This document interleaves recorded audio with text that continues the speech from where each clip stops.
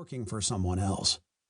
This time, he would be the head of his own outfit and his own herd, with his own boys riding with him. He was working for himself and for their future.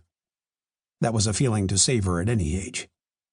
As he walked to his horse, he could feel summer was in the air, but so was the windy chill of a mild spring. The men who owned farms near his ranch fretted about the effect a cold spring might have on their crops. It was a fear he had grown up with. Kelly's father back in Ireland had been a farmer, and all of his brothers were still farmers. But a life tied to a plot of land owned by another had never held much appeal to William Kelly, which was why he had set out early in life to see the world with his own two eyes. And he had seen enough to fill 10 lifetimes. Perhaps too much. No, he only cared about the grass along the trail being green and tall enough to keep his herd well fed on the way to Dodge City.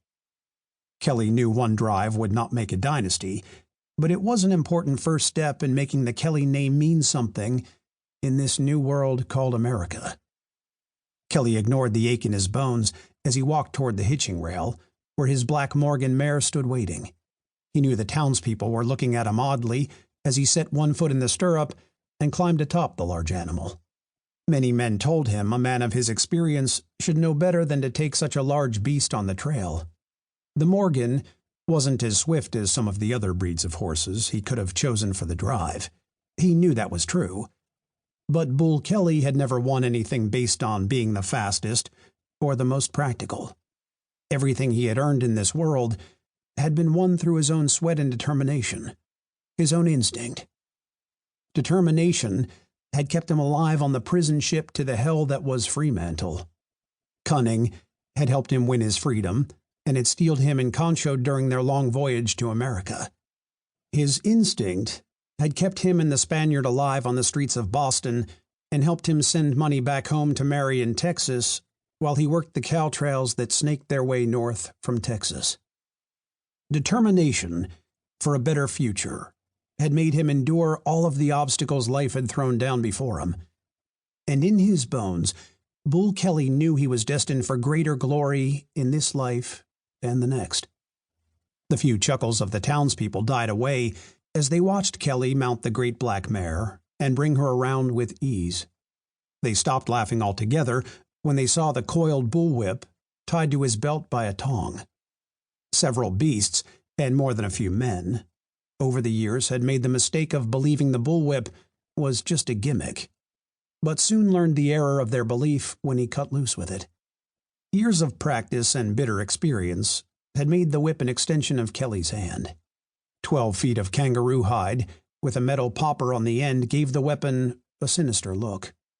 His skill in wielding it made it as deadly as any pistol, perhaps even deadlier. For fear or rushing a shot made it easy for a man to miss a shot in a gunfight. Bull Kelly's whip never missed. The story behind the whip, and the circumstances under which he had obtained it, would have been hard for most men to believe had he ever chosen to tell it. But some things were best kept to oneself, especially the most horrible things. Kelly rode the big Morgan he had named Morgan, for the sake of simplicity, down the street toward the general store, where his sons and Concho were gathering the final supplies for the trail ahead. He'd hired 10 hands to help with the drive. Combined with him, Jacob, James, Jeremiah, Joel, and Joshua, he thought that number would be sufficient. Concho's cooking would be a welcome way for the McCabe outfit to wake up in the morning and wind down at night after a long day in the saddle. As he approached the general store, Kelly saw 4 of his boys helping Concho load sacks of supplies into the wagon. Jacob, Jeremiah, Joel, and Joshua could have been twins, had 10 months or so not separated each of his sons' births. The boys were younger images of him, all standing just shy of 6 feet tall with lean frames. He was glad they had inherited their mother's fine features and thick black hair, but bore the blue eyes he had given them. They were all good, hard-working boys, too, another quality they had inherited from their mother back while he was riding the trail to support the family.